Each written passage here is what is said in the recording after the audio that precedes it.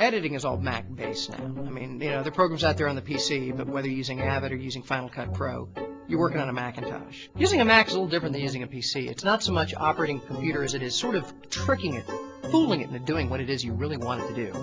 You kind of have to sneak up on a Mac. I don't feel like I'm operating the Mac so much as I'm just there sharing the Mac experience. And if I can do something useful while the Mac is willing, so much the better. One of the coolest features of the Macintosh is it's really easy to shut down. All you have to do is be using a piece of software and then poof, it goes away. It's gone. It's shut down. You didn't push any buttons. You didn't close. You didn't even save. It's just gone. Unless you want to shut down a Mac. Oh, that's a whole other story.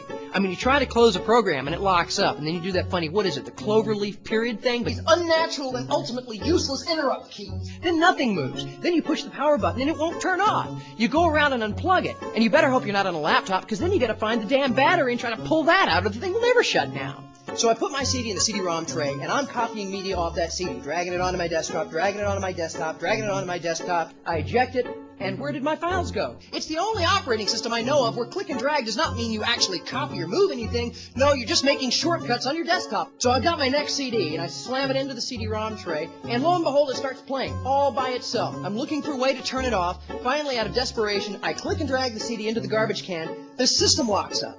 So I go to the cloverleaf period spacebar thing, hoping I can stop the program, and I get a little caution window saying, careful, interrupting this program may lock up the system. I try to click OK, but the system's already locked up! I like the handle here. That's so you can attach a chain and use it as a boat anchor! The Mac is practicing some kind of bizarre psychological warfare on me because I'm working late at night, and out the corner of my eye I keep seeing this thing jumping up and down.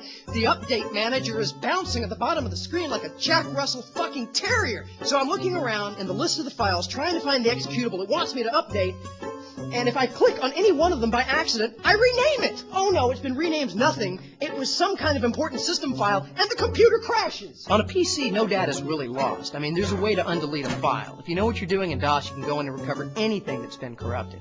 On a Mac, if you lose a file, you run to the store, you get a copy of the Mac version of Norton Utilities, you run back only to have Norton go, "You idiot! You own a Macintosh! The file is fucking gone! It's just gone!"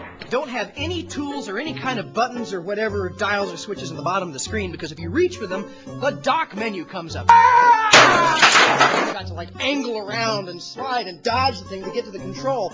It's kind of like boxing with your computer. I can put it on the bottom, I can put it on the left, I can put it on the right. No, I can't put it on the top. That's reserved for the mighty Blue Apple.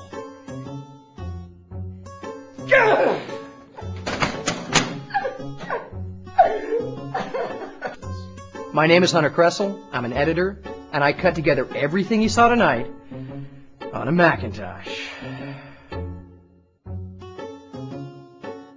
Mac killed my inner child.